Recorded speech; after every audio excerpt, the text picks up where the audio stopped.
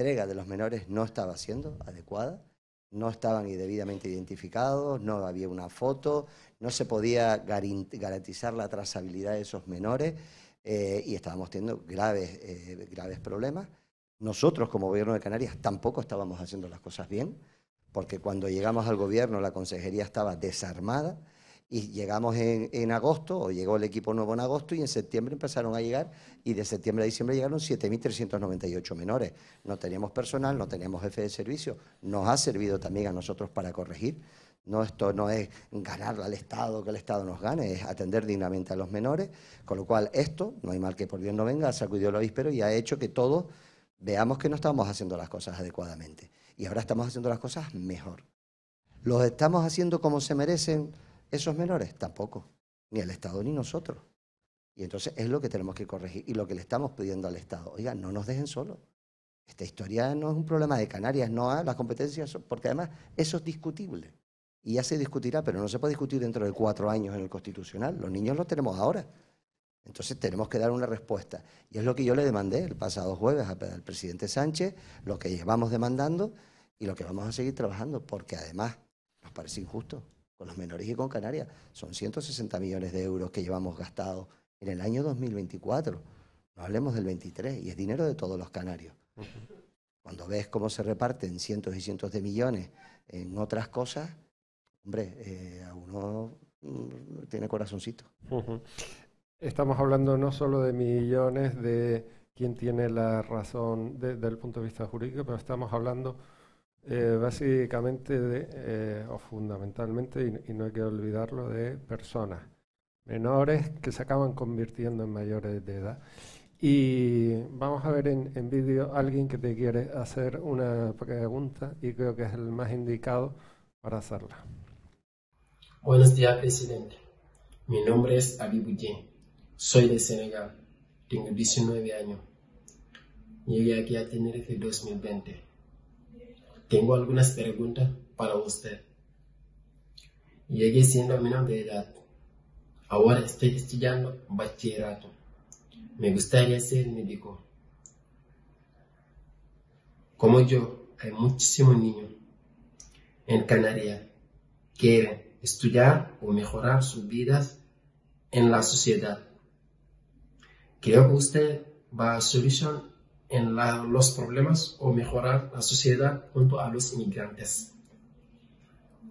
¿De qué manera cree usted puede la persona inmigrante contribuir o mejorar la sociedad? No solo como mano de obra, con espacio de participación. ¿Qué espacio de participación cree usted puede tener la persona inmigrante para aportar en la sociedad?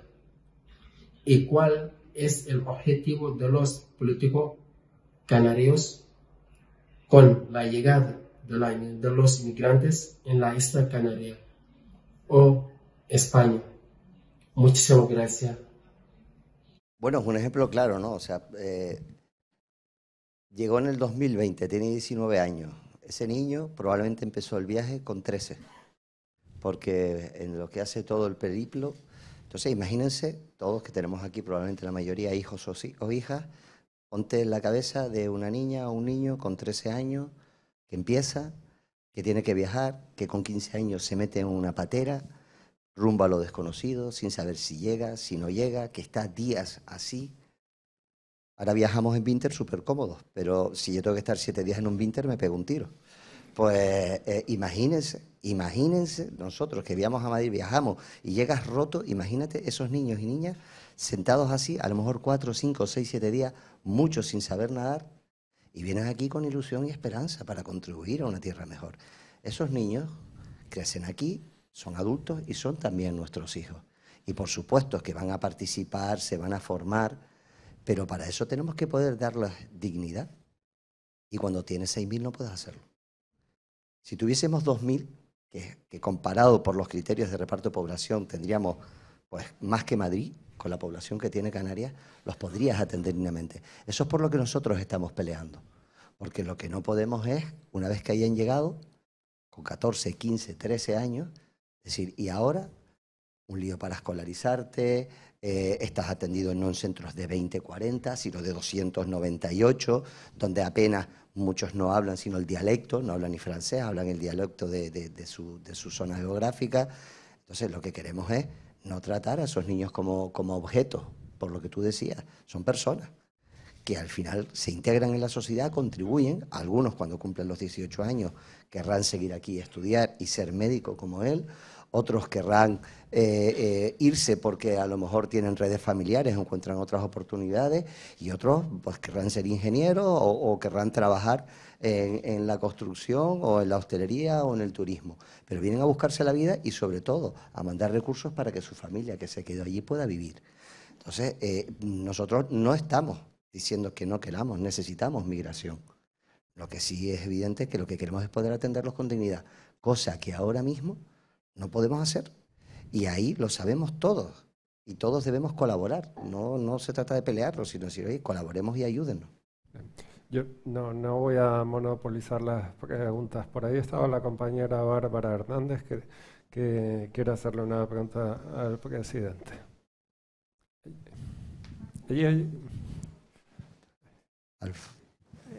Buenos días. Presidente, yo quería saber, ayer el Gobierno de Canarias, su vicepresidente dejó abierta la posibilidad de apoyar pues la línea marcada por la ultraderechista Meloni y externalizar los centros de inmigrantes más allá de las fronteras de la Unión Europea. Quería saber si esa puerta abierta la comparte todo el Gobierno de Canarias. Y respecto, usted dice que tiene una propuesta nueva sobre la distribución de menores. Ya ha habido propuestas del Gobierno de Canarias que luego fracasaron también por la postura en contra del Partido Popular. Quería saber si esa propuesta sí está apoyada por el Partido Popular para negociarla con el Gobierno de España. Y si me permite una pregunta de otro asunto.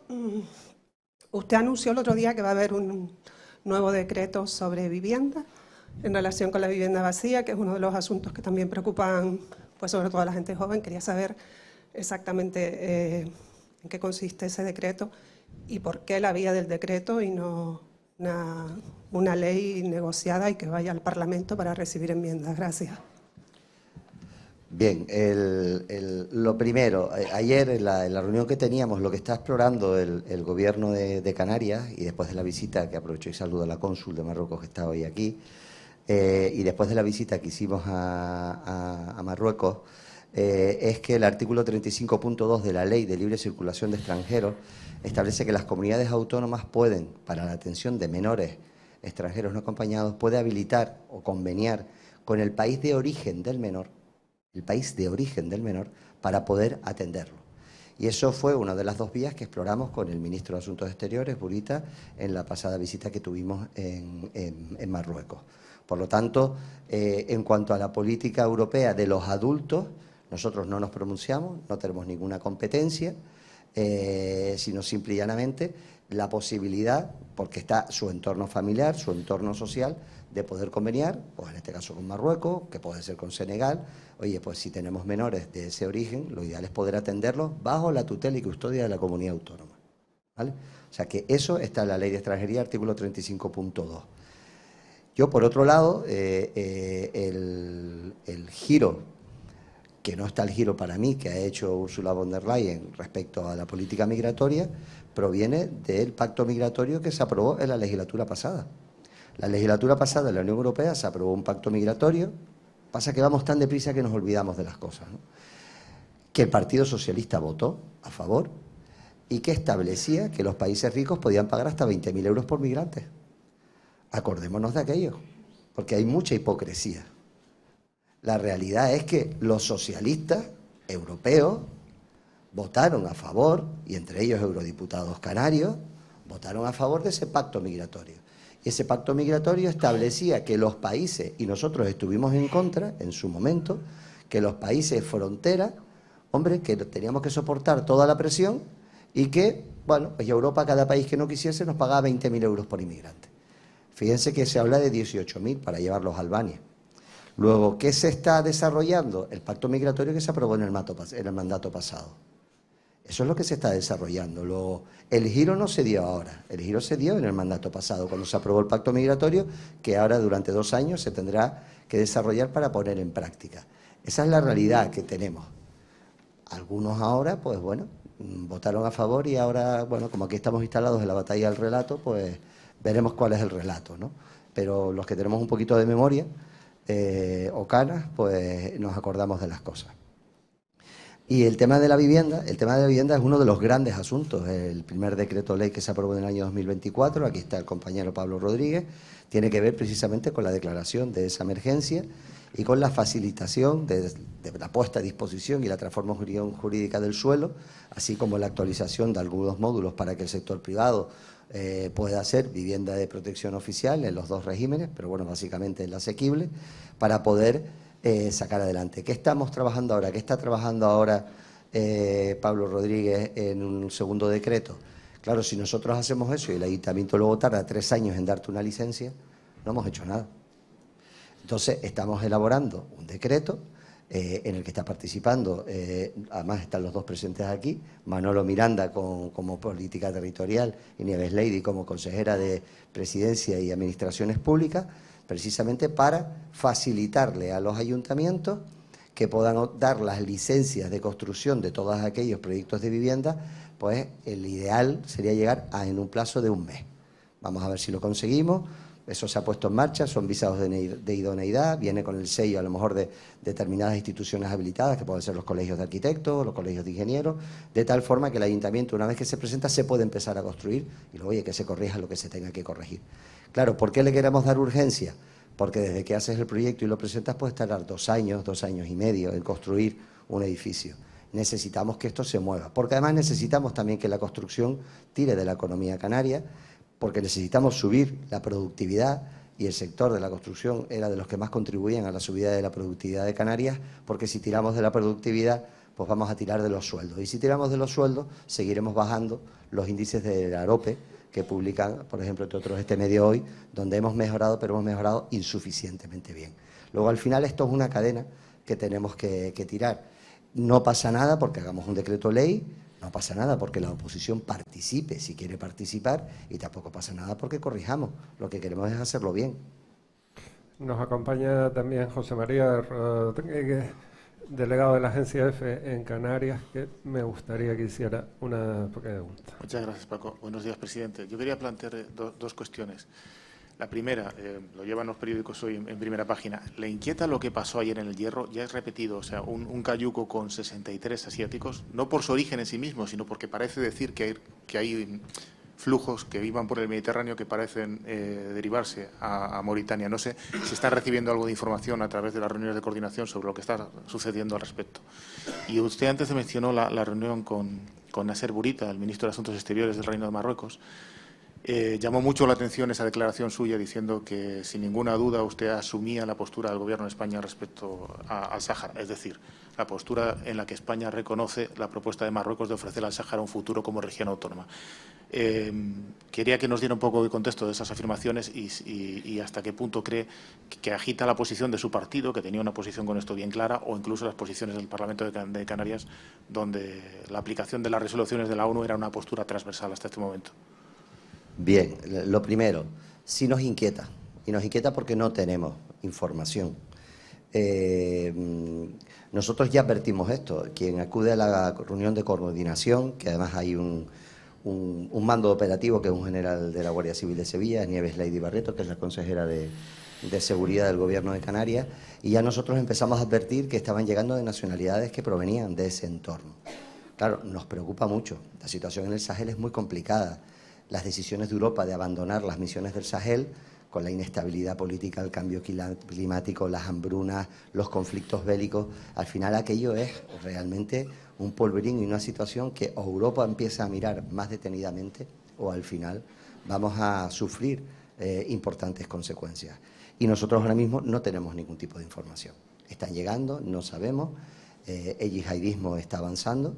Y claro que nos preocupa, y nos preocupa más a un sitio como nosotros, que vivimos principalmente del turismo. Nosotros reclamaremos esa información. Claro, hoy ves, ahora parece que el Ministerio de Interior, ahora parece que empieza a darse cuenta que se puede estar dando un giro. En fin, yo tengo la sensación de que este asunto, hay tantos ministros y hay tantas, está tan compartimentado todo, que al final nadie está dirigiendo nada. Y a nosotros nos preocupa porque va nuestro futuro. Estamos preocupados y así se lo transmitía al presidente Sánchez en su momento. Y en cuanto a las declaraciones, yo creo que están enmarcadas perfectamente las relaciones institucionales. La política exterior la define el Gobierno de España. Y el Gobierno de Canarias forma parte del Estado español, somos una comunidad autónoma y a nosotros no nos compete marcarlo, nosotros asumimos la política. Se ha abierto un espacio de entendimiento y diálogo, ese espacio de entendimiento y diálogo Canarias quiere estar, se están debatiendo asuntos de muchísima importancia, estamos muy cerca y el país vecino es Marruecos y nosotros nos tenemos que llevar muy bien con Marruecos, igual que Marruecos con nosotros.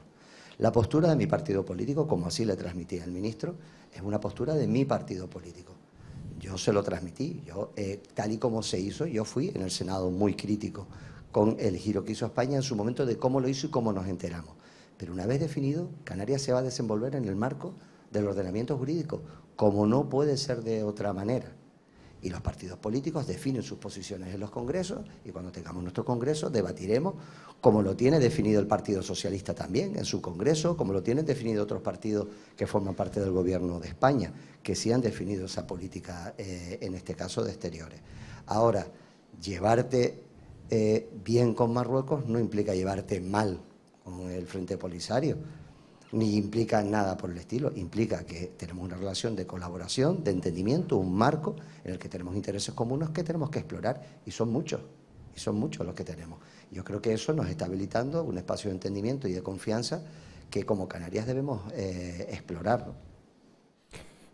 Por ir a algo de ayer mismo, presidente, ¿le suena bien eso de convertir un aeropuerto que prácticamente no se utiliza, como es el de Ciudad Real, en un lugar, en un centro de acogida, se supone temporal de inmigrantes? A ver, no suena bien porque suena a improvisación. Entonces, insisto, o sea, se tiene que tratar a las personas con dignidad si somos el primer mundo. Luego se ha generado una polémica porque no informaron al presidente de la comunidad autónoma ahí. O sea, todo esto siempre tiene que haber ruido alrededor de esto, ¿no?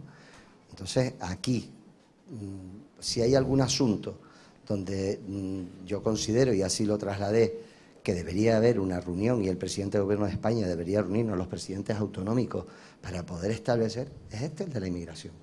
La pregunta es, ¿y por qué no lo hace? ¿El Gobierno está eludiendo sus responsabilidades? ¿Es un asunto que como es polémico, pues entonces no lo quiero hablar porque está el relato? O sea, uno tiene que gobernar y tiene que tomar decisiones. Y luego tendrá que decidir, pero desde luego que haya pasado lo que ha pasado en Canarias. Que yo tenga que acudir a una interministerial y enfrentarme a 5 ministros, 3 secretarios de Estado, que parece que iba al paredón más que iba a buscar el apoyo y la cooperación del Gobierno de España. Y que en un asunto de esta magnitud, que el presidente del Gobierno de España no haya reunido a los presidentes autonómicos para poder hablar de cómo afrontar como país, un fenómeno como este, a mí me extraña, me llena de perplejidad. Oye, yo me reúno con la FECAI, con los presidentes de Cabildo, y no todos son de nuestro color político, y intentamos hacer las cosas mejor. Y oye, tienes que asumir las críticas, las asumes, no pasa nada. Pero son asuntos en los que parece que la política de este país como que se ha vuelto un poco loca, ¿no? Hablaremos de la política de este país. Silvia Fernández, redactora jefa, también quería hacer una pregunta, aunque conociéndola hará 5.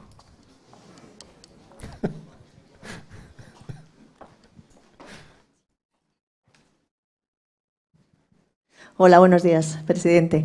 Mire, yo quería cambiar de tercio y le quería preguntar por los presupuestos de la Comunidad Autónoma para el próximo año, que ya se están diseñando, elaborando y casi concluyendo.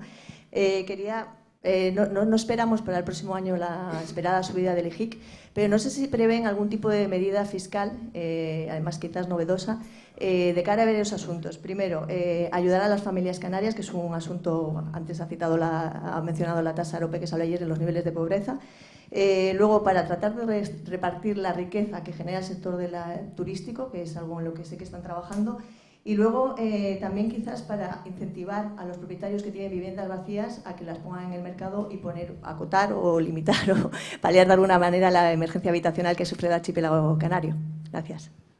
Bien. Dijo subida. Subida, ya iba a decir, te traicionó el subconsciente. Dijiste subida del IGIC y aquí empezó a haber malas caras en los patrocinadores. ¿Qué tal?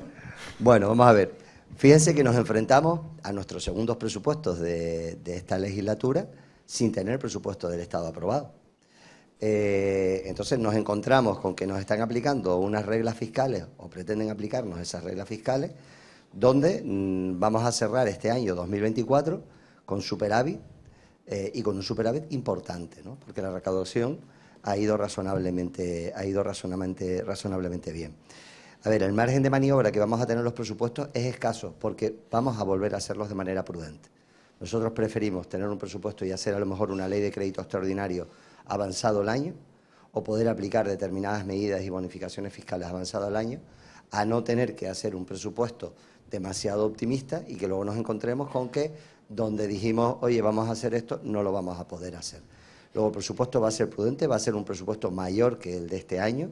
El crecimiento pues va a ser aproximadamente de un 2%, pero no es menos cierto que tenemos de los acuerdos del Gobierno de España de la subida de los salarios de los funcionarios, vamos a tener una subida de capítulo 1 que nos va a dejar muy poquito margen de maniobra. Tenemos otro hándicap y es que los fondos MMR para el año que viene no los tenemos. Entonces, como no tenemos esos fondos MMR, bueno, pues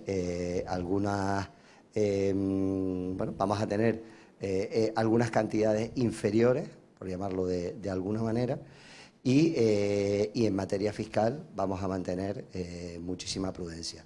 Puede que toquemos tocaremos a lo mejor algún tramo autonómico del IRPF y algún tipo del IGIC de manera muy quirúrgica, pero vamos, hasta que no se resuelva y se aclaren los presupuestos del Estado, no vamos a poder tener ninguna alegría fiscal en estos momentos, ¿no? ¿Qué más había preguntado? Hizo una mención... ya, de vivienda. Sí. Sí, bueno, muy por encima, porque lo estamos estudiando en profundidad, pero para que las viviendas... el principal problema que tenemos, y se lo transmití al presidente Sánchez, es que el propietario de vivienda tiene miedo de alquilarla. Tiene miedo de alquilarla porque si se produce un impago, sacar es prácticamente un infierno y las experiencias que hay, al final incluso es que te dejan el piso, la vivienda destrozada. Claro, frente a eso, pues tienes el alquiler, pues pequeños cortes o el alquiler vacacional, ¿no? Que realmente es mucho más seguro jurídicamente. Y ese es el principal problema que tenemos. Lo que me transmitió el presidente es que no la va a tocar, porque en este momento fue una apuesta decidida por Podemos y por el pacto de gobierno, que ha conseguido el efecto exactamente contrario a lo que se perseguía, curiosamente. Es decir, ahora hay más vivienda fuera del mercado del alquiler que nunca, porque se rompe el equilibrio, obviamente, y yo lo entiendo. Todo el mundo cuando habla de empresario, que no sé dónde lo decía el otro día, piensa en ese gran tenedor que tiene 400 fondos buitre, 400, pero la realidad es que es el taxista que tiene un pisito o dos, es el de la boutique del pan, es el que en las Islas Menores compró con mucho esfuerzo el pisito para que las hijas estudiasen en la universidad y una vez que ya estudiaron, pues lo quieren poner en alquiler para complementar su jubilación, que muchos de ellos son autónomos con una jubilación muy modesta. No se pueden permitir aguantar 2 o 3 años que le paguen la renta, ¿no? Esa es la realidad de Canarias. Yo no sé dónde viven ellos, pero la que yo vivo es esa. Es esa. Por lo tanto, hasta que eso no se corrija va a ser difícil. Lo que vamos a poder hacer es incentivar. Y es decir, oiga, entréguele usted, por ejemplo, a Visocán el piso, nosotros le damos un seguro de pago, le pagamos la renta, tiene que ser una renta más baja obviamente de la que usted podría obtener en el mercado libre y además un seguro de que el piso se lo dejamos en igualdad de condiciones. Al igual que estamos explorando nuevamente la hipoteca joven para que la gente joven pueda acceder a la compra de una vivienda. Es un paquete de medidas. Necesitamos construir más más oferta baja el precio, porque si la demanda se mantiene. Necesitamos darle seguridad jurídica y económica a los propietarios para que pongan en alquiler, y necesitamos mejorar las condiciones financieras para que la gente pueda adquirir la vivienda. Y eso es lo que estamos trabajando, siempre insisto, y vamos a ver si lo conseguimos, en vivienda de uso habitual. No vamos a contribuir ni a la especulación ni a otro tipo de historia. Y estamos trabajando con el Gobierno de España. Una de las cuestiones que parece que puede salir es que la RIC se pueda materializar en la construcción de vivienda, y que esa gente que tiene RIC y que pueda hacer edificios de 100 o 200 pueda entregárselo a Visocan, y Visocan le garantice una rentabilidad de un 5, un 5,5%. De esa forma se materializaría RIC, se puede mantener, lo podemos vincular al uso de vivienda habitual, y bueno, es algo que ahora mismo no se permite, y que acotándolo bien para evitar, bueno, pues determinados excesos que no convienen a nadie, podamos también contribuir a que aquellos empresarios que tengan RIC pues ayuden a Canarias en ese aspecto, ¿no? Una pregunta, Rosario González, redactora jefa. Buenos días, presidente. Este domingo 20 de octubre salen a la calle los manifestantes que se manifestaron el 20 de abril pidiendo un cambio de modelo económico y turístico. Es verdad que la convocatoria ha ido perdiendo fuerza, lo cual imagino que es un alivio desde el Gobierno, pero sí me gustaría saber qué medidas están previstas desde su Gobierno para dar respuesta a esta demanda social. Gracias. Bien, ¿hoy qué día es? Vale. Ya ayer se entregaron todos los trabajos. A ver, nosotros iniciamos, y antes de que se produjese el movimiento 20A del Gobierno de Canarias, no solo en nuestro programa de gobierno, sino también en nuestros programas electorales, habíamos detectado determinadas anomalías de desigual distribución de la renta, de necesidad de subida de los salarios, que quedaron más o menos reflejadas. Yo personalmente en Fitur, en su momento, dije que, oye, tocaba hacer un esfuercito, me cayó la de Dios, pero bueno, dije lo que creí. Yo tengo ese defecto a veces, que me meto en unos líos porque digo lo que pienso, ¿no? ¿Qué es lo que hemos hecho? Hicimos la conferencia de presidentes, se constituyeron 5 grupos de trabajo, está política territorial, que está aquí Manolo, está vivienda, que está Pablo, estaba también el reto demográfico, estaba el tema del turismo y precisamente cómo se puede mejorar esa distribución. Hicimos 5 grupos de trabajo donde están sindicatos y empresarios a través del Consejo Social, nuestras universidades públicas, municipios con la FECAN, cabildos con la FECAE, gobierno con los coordinadores y todo aquel que haya querido participar y trasladar. Esas conclusiones se nos entregaron ayer, 15 de octubre. Hemos sacado 50 medidas, el documento es mucho más intenso y mucho más amplio, pero hemos sacado 50 medidas, algunas tendrán su reflejo en los presupuestos de la Comunidad Autónoma del año 25, otros son medidas y políticas que van a ir impulsando los consejeros y consejeras y también cabildos y ayuntamientos, porque esto no solo va con el Gobierno, va con todas las instituciones y con todos los agentes económicos, y ese documento se presentará el viernes públicamente. Lo presentaremos, yo no lo presento, lo presenta el coordinador de los equipos, para que más o menos se tenga. Se va a hacer público, se va a publicar, es decir, va a ser un documento dinámico y abierto donde todos aquellos que quieran participar con medidas concretas, que las vayan a poder poner. Y las van a poder hacer y nosotros las vamos a escuchar. Luego, ¿de qué se trata? Cuando se habla de cambio de modelo económico, bien, pero el que dice que habla de cambio nos tendrá que decir a qué cambiamos, ¿no? Porque decir, ¿cambiamos a qué? Ah, pues no sé, lo que quiero es cambiar. Hombre, estamos jugando con las cosas de comer, estamos hablando del futuro de esta tierra, no de este gobierno que terminará en el 2027 y luego vendrá otro y otro y otro, sino estamos hablando de qué queremos hacer con Canarias de aquí al futuro. Oye, que estamos teniendo un notable éxito del turismo, fantástico. Probablemente acabemos este año con récord otra vez. No es menos cierto que eso también genera algunas distorsiones, algún uso excesivamente intensivo de a lo mejor de determinados espacios naturales donde los cabildos tendrán también que renovar, o sea, replantearse las políticas. Pero no es cambiar por cambiar, es decir, vamos a cambiar a algo mejor. ¿Canarias puede vivir de algo que no sea el turismo? No. Ahora, ¿el turismo puede contribuir a mejorar la riqueza y la redistribución de la renta en Canarias? Sí, vamos a hacerlo también, ¿no?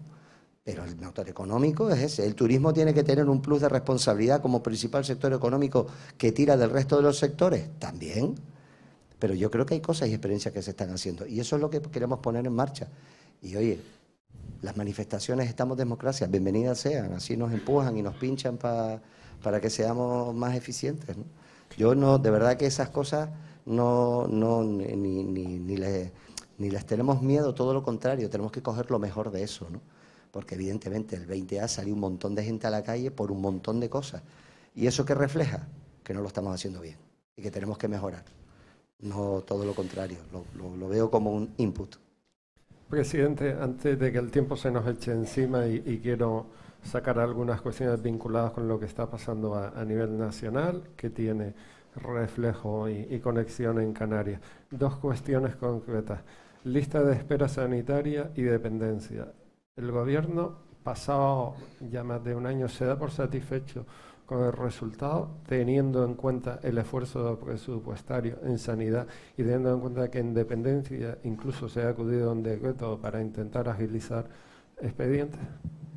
Satisfechos no estamos porque, a ver, si tú dices, ¿estamos satisfechos como gobierno de los trabajadores públicos y del servicio sanitario que te da? Sí, tenemos unos magníficos trabajadores públicos, tenemos una sanidad de primer nivel, pero no estamos satisfechos con el tiempo y la respuesta que estamos dando. ¿Los datos han mejorado? Se han mejorado notabilísimamente en un año. O sea, hemos reducido y hemos llegado incluso en algunos aspectos hasta datos mejores que los que dejó Baltar, el anterior consejero, en la legislatura del 15 al 19. Y lo hemos hecho en un año, con un esfuerzo presupuestario y una solidaridad del resto de los compañeros del gobierno con sanidad para poder ponernos al día. Porque después de la pandemia la realidad es que se había generado un embudo y teníamos aquello fatal, ¿no? Nos está permitiendo también incentivar y hacer partícipe a los trabajadores públicos de la gestión sanitaria. Pero el gasto es infinito y afortunadamente la esperanza de vida cada vez más alta y afortunadamente cada vez se investiga y se consiguen nuevos procedimientos más caros que permiten que enfermedades que no eran curables ahora lo sean, ¿no? Por lo tanto, yo creo que debemos estar orgullosos de nuestro sistema público. También tengo que decir que el número de consultas y el número de atenciones diariamente que se hace en el Sistema Público Canario de Sanidad es brutal. Tenemos también que empezar a trabajar para que el uso que hace el ciudadano de ese servicio sea también responsable.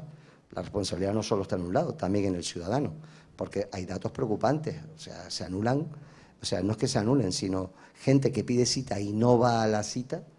Son unos números considerables, tenemos que empezar a corregir eso para decir, oye, anúlala, porque eso permite que se pueda llamar a otra persona. Con lo cual, ahí, en ese aspecto, no estamos satisfechos, pero de verdad que estamos contentos con el trabajo que se está haciendo del equipo de la Consejería. En materia de dependencia, lo que tenemos, o sea, el sistema era tan complicado, tan engorroso y tan garantista que al final teníamos también ahí un embudo. ¿Qué estamos pretendiendo hacer con el decreto? Pues cambiar, o sea, si haces lo mismo, tendrás el mismo resultado. Vamos a cambiar.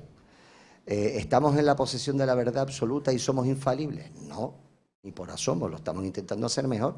Queremos cambiar los requisitos para poder acceder a la dependencia, para hacerlo más ágiles y que no tengas a gente esperando años o que no tengas a dependientes que se te mueren sin haber podido atenderlo. Bueno, no está exento de ciertas tiranteses con los trabajadores, con los sindicatos, pero claro, es que tenemos que salir de nuestra zona de confort. Yo siempre digo que un primer paso no te lleva a donde quieres, pero te saca de donde estás. Y ya eso es bastante. La legislatura empezó con varias emergencias, una la energética. Hemos mejorado, se ha apagado ese fuego, el concurso se ha quedado corto. Bueno, el concurso se ha quedado corto y llega tarde, pero es que se ha hecho concurso, que eso ya era casi impensable. Entonces, el hecho de sacar un concurso extraordinario ha sido un éxito que no ha ocurrido nunca en España. Con lo cual, a pesar de que se haya quedado corto, a pesar de que algunas propuestas a lo mejor puedan quedar desiertas de cubrir algunos megavatios, la realidad es que hemos conseguido algo que nadie pensaba que íbamos a conseguir, que es sacar ese concurso, ¿no? Que era el grande, que era el concurso grande, ¿no?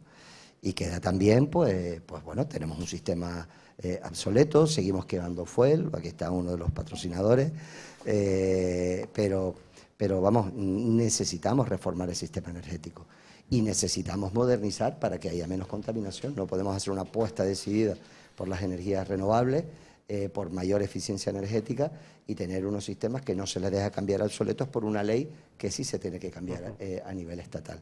Pero bueno, se ha conseguido algo importante. Yo creo que los operadores están trabajando. Todavía hay zonas con riesgo de cero energético, pero ahí es un sector muy complicado, pero yo creo que se han hecho avances notables que empezaremos a ver y a recoger los frutos a lo largo de los próximos 2-3 años. Bien. Dejamos para el final algo amable, la política nacional. Se vio con el presidente Sánchez hace unos días. ¿Le ve futuro a esta legislatura con un presidente que tiene a la esposa investigada, un hermano investigado y el que fue el número 2 del partido, secretario de organización y ministro, a las puertas de estar investigado en el Supremo? A ver, yo lo que no le veo futuro es al país. Sí, después me meto en los líos. Me meto en los líos que me meto por decir lo que pienso. A ver, es evidente que la legislatura va a aguantar lo que quiera. ¿Hay una mayoría alternativa para una moción de censura? No la hay. ¿Hay una mayoría estable para gobernar el país y abordar los retos que tenemos? Tampoco. Entonces estamos en un punto muerto. No salen las leyes, derrotas parlamentarias, un guirigay, se convoca un pleno para la inmigración y se habla de todo menos de la inmigración. Entonces estamos en una situación muy complicada como país. Estábamos arriba reunidos, acaban de imputar al fiscal general del Estado. ¿Sabes? Se dice, la separación de poderes, legislativo, ejecutivo y judicial, aquí es un batiburrillo, no se sabe qué.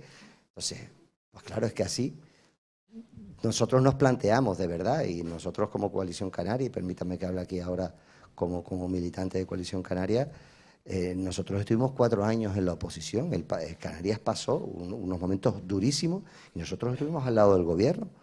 Y bueno, estaban en el Parlamento Nieves Lady y Pablo y estuvimos al lado del gobierno porque era un momento complicado. A ver, no se trata de estar en el poder, se trata de gobernar para cambiar las cosas, ¿no? Entonces, cuando no lo puedes cambiar es imposible. Yo creo que lo mejor es que la ciudadanía elija con sinceridad, porque así, ¿cuánto vamos a seguir?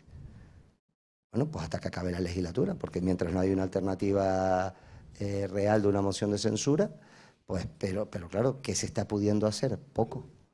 Y en una situación compleja, para donde retos como la migración, retos como la vuelta a los ajustes fiscales, retos como la sostenibilidad de los servicios públicos, la financiación autonómica. ¿Ustedes creen que va a salir algo en este ambiente? No va a salir nada. Pero entonces es momento, has dicho, moción de censura no la ves porque no dan la suma. ¿Es momento de disolver y convocar elecciones o de una cuestión de confianza? Yo no puedo estar en la cabeza del presidente Sánchez, ¿no? Yo es evidente que si le digo, o sea, si nosotros viésemos que la legislatura es inviable, pues yo te digo lo que yo haría. Yo disolvería y convocaría elecciones, ¿no? Uh-huh. Pero es lo que yo haría, lo que haría como presidente de Canarias, porque no es estar por estar, es gobernar para cambiar las cosas. Y lo creo que se le está haciendo un flaco favor al país. Y luego, bueno, lo que hablamos al principio, la batalla de los relatos, ¿no? ¿De quién es la culpa?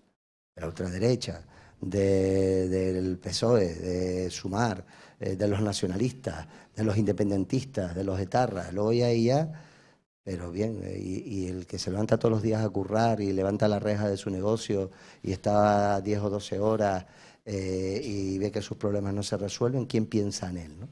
Y ahí yo creo que es donde se ha desdibujado. Nosotros lo dijimos desde el minuto 0. O sea, hay que poner al ciudadano en el centro de nuestra gestión para intentar mejorarlo. Oye, luego lo podrás conseguir, no lo conseguirás a media. Bueno, ya se verá, pero bueno, hagamos algo, ¿no? Sabemos a dónde queremos ir. Muchos dicen que el futuro de la legislatura depende de si hay o no presupuestos del Estado. Si se presenta un proyecto de presupuestos y la pregunta, como secretario general de coalición, ¿votarán sí o no? Si son buenos para Canarias, sí. Si son malos para Canarias, no. Yo se lo dije claro el otro día al presidente Sánchez. Hay unos compromisos adquiridos, hay una cantidad enorme de dinero que no se ha transferido a Canarias, 100 millones de euros de La Palma, los 80 millones de euros para la gratuidad de las guaguas, infraestructuras turísticas, el plan de la pobreza, migración, los planes de empleo de La Palma y de Canarias, todo eso no ha llegado. Entonces nosotros no vamos a hablar si no se cumple con Canarias, porque nosotros ya apoyamos unos presupuestos donde estaba eso. Ahora, ¿qué es bueno que haya presupuestos para el país? Sin lugar a dudas. Sobre todo para la inversión. Tenemos la inversión parada. El otro día nos reuníamos, tenemos la inversión pública parada y atascada. Nosotros tenemos que renegociar el convenio de carretera. Entonces, es bueno. Para esos presupuestos tienen que ser buenos para Canarias. Si son buenos para Canarias, Coalición Canaria y Cristina Valido, que además es la portavoz de la Comisión de Presupuestos y tiene su voto y el de todo el grupo mixto, va a estar. Vamos a estar ahí. Porque además hemos firmado una agenda canaria. Si no se cumple con Canarias, nosotros entendemos que no se cumple y estamos liberados. Pero sería bueno que hubiese presupuestos para el país. No podemos estar 2 años consecutivos con los presupuestos prorrogados, porque los que saben un poquito de esto, al final tienes capítulos 6 y 7 bloqueados. Eso es un lastre para además unas administraciones públicas, porque te arrastra al resto de las comunidades autónomas y ayuntamientos. Toda esa incertidumbre arrastra y nos obliga a los demás a ser prudentes y a no poder abordar proyectos. Caso Coldo y su conexión o su derivada canaria, que no es menor, 12,5 millones en contratos con soluciones de gestión, 5,3 millones contratos con Eurofin Megalab. Para empezar, ¿ha pedido usted que se revise esos contratos con Eurofin Megalab? Eso está todo entregado, esa documentación, porque la Guardia Civil lo pidió, la UCO y el juzgado, y nosotros hemos colaborado con la justicia y hemos enviado esa documentación. ¿Da por bueno o le parecen suficientes las explicaciones que dio su antecesor en el cargo de hoy ministro, Ángel Víctor Torres? A ver, yo no, ni doy por bueno, ni yo siempre distingo, porque además, como ustedes saben, yo sufrí una cacería durante mucho tiempo política en los juzgados, ¿no? Yo creo que los juzgados y lo judicial va por un lado, se tiene que investigar con tranquilidad y que resuelva las responsabilidades penales, civiles o de cualquier orden, y está la parte política, ¿no? En la parte política yo sí tengo que decir que lo que se dijo en sede parlamentaria y lo que se tramitó a los medios no concuerda con lo que está en el informe de la UCO. Y eso no ha sido suficientemente explicado, ni desde luego nadie ha asumido ninguna responsabilidad política por este asunto. Entonces, es evidente que hay 4 millones de euros en mascarillas, es evidente que hay unas contrataciones que están siendo investigadas, que se dijo que no se habían tenido reuniones, ni se había intermediado, ni se había whatsappeado, ni tenido conversaciones, y el informe de UCO lo evidencia. Pero oye, allá cada cual. Nosotros no vamos a hacer cacerías políticas de ninguna índole. Creemos que eso le hace un flaco favor a la democracia y a los partidos políticos, porque al final la gente piensa que todos somos iguales, ¿no? Entonces hemos pedido en su momento las explicaciones y se han dado, que el ciudadano juzgue, ¿no? Supongo que cada gobierno, cada equipo de presidencia se organiza a su manera. ¿Le encaja a usted esto de que alguien llegue, se vea con el presidente? Se supone que en el despacho que tiene todo el presidente en el Parlamento de Canarias, y que 4 años después no se acuerde ni el propio presidente ni nadie del equipo de si estuvo allí, sobre todo porque estamos hablando de una reunión que deriva en contratos de 5,3 millones de euros. No encaja, pero yo tengo memoria. Entonces no encaja. También te digo que es normal que eso ocurra, ¿eh? Un presidente recibe a todo el mundo. O sea, es igual de normal. Yo recibo a todo el mundo.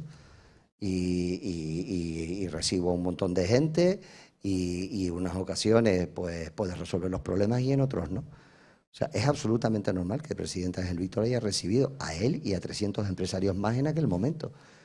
Bueno, me reuní yo con gente que decía, oye, podemos colaborar, podemos echar una mano. En aquel momento todos, y yo tengo que decir, la clase empresarial canaria se volcó para ayudar a la población. Oye, ¿eso es normal? Es normal. No es normal que no te acuerdes.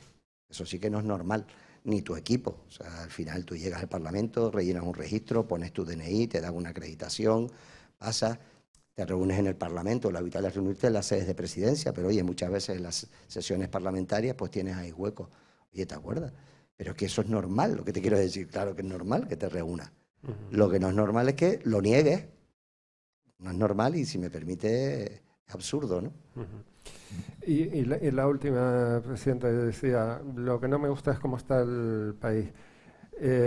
A la hora de repartir las responsabilidades, miras más hacia el PSOE que es quien gobierna a nivel nacional, o miras también por igual, más o menos, hacia el Partido Popular? No, yo creo que son iguales de responsables, ambos partidos, como partidos. Yo le exijo más al gobierno de España porque gobierna, igual que a mí me exigen más porque gobernamos aquí. Tú le exiges al que gobierna. Realmente suelen acudían a nosotros cuando estábamos en la oposición, cuando el gobierno no te hacía caso. Entonces nosotros metíamos el dedo en el ojo, ¿no? Como me lo meten a mí, ¿eh? No es, estas son las reglas de juego. Pero al final aquí hay dos grandes partidos y hay algunos temas que son asuntos de Estado que se tienen que poner de acuerdo. No es normal que el líder de la oposición no sea capaz de hablar con el presidente del gobierno de España o que el presidente del gobierno de España no pueda hablar con el líder de la oposición. Yo con Ángel Víctor tengo una magnífica relación en lo personal y hablamos y hay asuntos que, oye, que es normal que lo hablemos, pero con él, pero lo hablo también con el resto de portavoces. Es que si no hablamos es difícil que nos entendamos, ¿no? Y en momentos de tremenda dureza que yo viví en carne propia y que probablemente ahora Ángel Víctor esté pasando también y no esté pasando por un buen momento, eso no quita para que nos podamos entender y llamar y hablar en interés de Canarias. Y eso lo tenemos que hacer siempre. Y creo que eso se ha ido perdiendo, ¿no? Porque al final esto se ha convertido ya no en militantes, ya no en simpatizantes, sino el fenómeno medio fanático, ¿no? O sea, da igual lo que hagan los míos, ya me gustaría a mí, porque los míos no hacen sino meterse conmigo y meterme cogotazo. Pero ya da igual lo que hagan los míos, que yo soy un fanático, soy... No, hombre, no. O sea, los partidos tienen que tener vida y tienen que enmendarte la plana y Fernando, te pasaste de frenada y te lo tienen que decir porque es bueno para la democracia. Y tenemos que ser capaces de hablar con el otro partido político, porque es que si no, flaco favor hacemos, ¿no?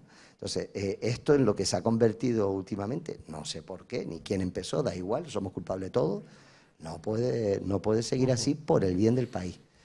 Y a mí, que no me preocupa que Sánchez no pueda hablar con Feijóo, o que Feijóo no pueda hablar con Sánchez. Que no se cojan el teléfono, que no hable, que no se saluden. El día de la hispanidad, ay, coño, le das la mano, ¿sabes? No pasa nada, ¿no? Pero bueno, igual, como digo yo, que le quité con la autorización del presidente de Vinter. Nosotros aquí la política es en modo canario.